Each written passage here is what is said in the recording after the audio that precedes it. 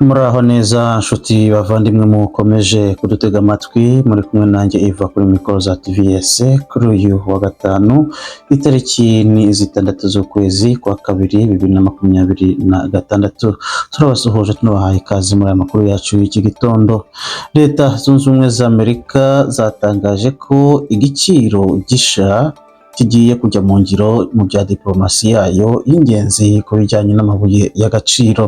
Naho muri Sudani y'Epfo biravuga yuko abantu bagera kuri 15 aribo barashwe n'indege zitagira abapilote. Naho nanone muri Congo Brazzaville, perezida w'iki gihugu yavuze yuko arongera kuzisubiza mu matora azaza kuri tariki 15 z'uku kwezi gutaha. Aya n'ayandi rero naho mu kanya nyuma y'amakuru tugiye gushikirizwa nanjye nanone kurambuye.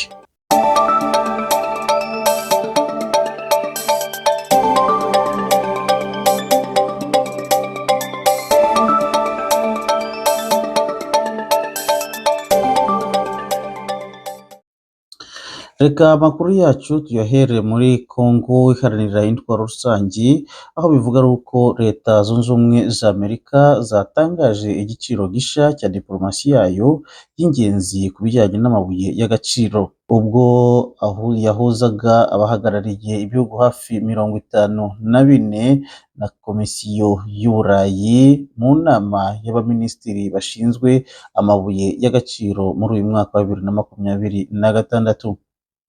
Iyi nama rero yahuje abaminisitiri b'ububanyi n'amahanga b'ibihugu hafi 43 iyobowe na minisitiri w'ububanyi n'amahanga Marco Rubio, byitabiriwe na visi perezida JD Vance. Biravuga yuko muri aba minisitiri 43 barimo abaturutse muri Repubulika iharanira intwaro rusange ya Congo. Bavuga yuko harimo n'abandi bavuye mu bihugu bitanga umusaruro, abandi bakava mu bagura ndetse n'abandi bakava mu bufatanyabikorwa bijyanye n'inganda. Nyuma y'inama i Washington yatangaje ko hashyizweho umukono ku masezerano hafi 11 y'ibihugu byombi, mu kuvuga ngo ni leta iharanira intwaro rusange ya Congo ndetse na Amerika, cyangwa se amasezerano y'ubwumvikane ku mabuye y'agaciro y'ingenzi. Hiyongereyeho nanone amasezerano 10 yasinywe mu mezi 5 ashize. Abayobozi ba Amerika bagaragaje ko kandi ibiganiro byarangiye n'ibindi bihugu 17. Umunsi umwe gusa mbere y'uko iyi nama y'abaminisitiri itangira, hashyizweho umukono ku masezerano y'ubwumvikane hagati ya Greencore n'ishyirahamwe ry'amabuye y'agaciro rya Orion Critical Minerals Consortium rishyigikiwe na Amerika, yerekeye uburyo bwo kugura imitungo muri Congo. Nk'uko minisitiri w'ububanyi n'amahanga abivuga, Washington yo yavuze ko iyi nyandiko iri mu rwego rw'ubufatanye hagati ya leta zunze ubumwe za Amerika ndetse na Congo iharanira intwaro rusange. Ibi ngo bikaba bigamije gushishikariza ishoramari ry'abanyamerika mu bucuruzi bw'amabuye y'agaciro no kurinda imiringa n'amazi ya kobalte. Naho mu by'umutekano nanone tukiri muri Congo, biravuga yuko Tshisekedi yasabwe guhashya umutwe wa FDLR, naho u Rwanda ngo rukazakura ingabo zarwo muri Congo mu buryo bwihuta. Tukiri muri Congo nanone reka tugaruke mu by'umutekano, naho Ikisangani bavuga yuko hongeye kurasirwa iyindi ndege itagira umupilote kuri uyu munsi w'itariki ya 5, aho turi kuwa 4. Mu nama yabereye Washington biravuga yuko nyuma y'amasengesho ndetse n'ibiganiro, Tshisekedi n'ingabo ze n'ubu berekeje mu gihugu bajya muri Congo. Reka tugenda none muri Congo Brazzaville, turavuga hejuru y'umukuru w'iki gihugu watangaje yuko azongera kwitoza mu matora ateganijwe muri ukwezi kwa gatatu itariki 15, 2026. Perezida wa Repubulika ya Congo Denis Sassou Nguesso yatangaje kuri uyu wa 4 ko aziyamamariza amatora y'umukuru w'igihugu azaba kuri ayo matariki, bityo akaba anashobora kwiyongera igihe ku cyo yari amaze ayobora muri icyo gihugu cyo muri Afurika yo hagati. Sassou Nguesso w'imyaka hafi 82 yabitangaje ubwo yasuraga imurikagurisha ry'ubuhinzi muri Bambu mu ntara yo muri icyo gihugu, ko mu birometero hafi 60 cyangwa se maze 37 mu majyaruguru y'umurwa mukuru wa Brazzaville. Perezida watangiye ubutegetsi muri icyo gihugu gikungahayemo n'ibitaro kuva mu mwaka w'igihumbi kimwe magana icyenda mirongo irindwi n'icyenda, ayobora kugeza muri 92 ubwo yazaga ku mwanya wa gatatu nyuma y'amatora yari amaze gutsindwa, agahita yiyambaza umutwe warwanyaga ubutegetsi, akaza kongera kugaruka ku butegetsi nyuma y'imyaka ho 5, ubwo ni 97. Kandi kuva icyo gihe yakomeje kuyobora atsinda amatora kugeza n'uyu munsi avuga yuko yongera kwiyamamaza. Abantu benshi bishwe ubwo abagabye igitero bitwaje intwaro bagaba ibitero mu mijyi ya Nuku na Woro, aho tugeze muri Nigeria mu ntara y'amajyaruguru ya Kwara. Kavuga yuko aba bantu bitwaje intwaro batwitse amazu n'amaduka ndetse bituma abaturage bahunga ibiturage byabo.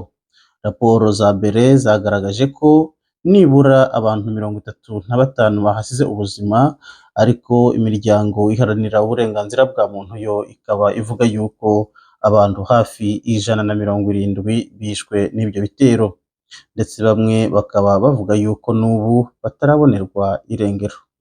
Abayobozi bashinje imitwe y'iterabwoba irimo Boko Haram n'umutwe ukorana na Islamic State ko aribo bagabye ibyo bitero ku baturage, mu gihe inzego z'umutekano zoherejwe muri ako gace. Iki gitero cyari kimwe mu bigize ukwiyongera ku rugomo muri Nigeria, harimo ndetse n'abandi bantu 21 bapfuye Igitsina na 17 bapfuye muri Borno. Iki gitero kandi cyagabwe mu gihe Nigeria yemezaga ko itsinda rito ry'abasirikare b'Abanyamerika bamaze gukandagira mu gihugu cyabo kugira ngo basangire ubufatanye mu byo kugarura umutekano no guhasha imitwe yitwaje ibirwanisho muri icyo gihugu. Naho muri Mali biravugwa yuko nanone Washington yoherejeyo intumwa zayo kugira ngo irebe ko igihugu cya Mali ndetse n'ibihugu bya Sahel byakongera kugarukira uburengerazuba. Leta ya Washington yohereje intumwa zayo muri Mali kugira ngo yongere ubufatanye hagati y'ibihugu byombi. Uru ruzinduko bivuga ko rushingiye ku misingi mishya, ubwubahane ndetse no kutagira uburyo ubwo ari bwo bwose bwo kwivanga. Minisitiri w'ububanyi n'amahanga yatangaje ko iteganya kugisha inama kuri guverinoma za Burkina Faso ndetse na Niger kugira ngo nabyo byongere byifatanye n'uburengerazuba mu buryo byari bisanzwe. Minisitiri w'ububanyi n'amahanga wa Mali Abdoulaye Diop wakiriye neza uyu mudiplomate wa Amerika yavuze ko nta tangazo ryemewe rirasohoka.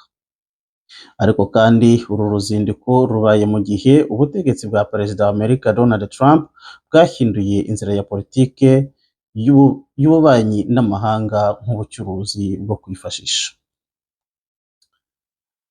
Ibihugu byose uko ari bitatu bya Sahel bikungahayemo ku mabuye y'agaciro, bifite ububiko bunini cyane bwa zahabu, lithium ndetse na uranium. Ibyo rero bikaba bivuga ko byaba byatumye Trump cyane ashaka uburyo yakongera kubyigarurira, mu gihe mu minsi yashize mwari muzi ko ibi bihugu bisigaye bikorana hafi na hafi cyane n'igihugu cy'Uburusiya. Amakuru aturuka muri diplomasi avuga ko Leta Zunze Ubumwe za Amerika zikurikiranira hafi cyane uburyo abajihadiste barimo kwiyubaka muri ako karere, kandi zigamije gukumira ko ibintu bikomeza kwiyongera. Reka tujye muri Sudani naho tuze gusoza iyi nkuru yacu, aho muri Sudani bivuga yuko Human Rights Watch yatangaje ko intambara ya Sudani yaranzwe n'ubwicanyi bwinshi bw'indengakamere. Bikavuga ko muri ubu bwicanyi harimo ndetse n'inzara no guhagarika inkunga nkana kw'ingabo z'amahanga, kandi ngo nicyo kibazo gikomeye cyane ku isi by'ubutabazi bw'ikiremwa muntu. Intambara hagati y'ingabo za Sudani ndetse n'ingabo zishinzwe ubufasha bwihuse yashenye imijyi myinshi, itwara abantu babarirwa hafi muri miliyoni, yasize uduce tunini cyane duhura n'inzara kuva muri 2023. Murakoze rero kudukurikirana n'ayo makuru yacu twari tubafitiye kuri uyu munsi, gusa kandi twongere tubagezeho update mu kanya gatoya, turaza gukurikirana hafi ibyo Gisegeti yasize avugiye hano ndetse n'ibyo agiye gukora, gusa kandi tubibutsa yuko yasabwe kuzafata FDLR, nabwo bikaba ari ibintu bisa naho bidashoboka ko bizaba vuba cyane.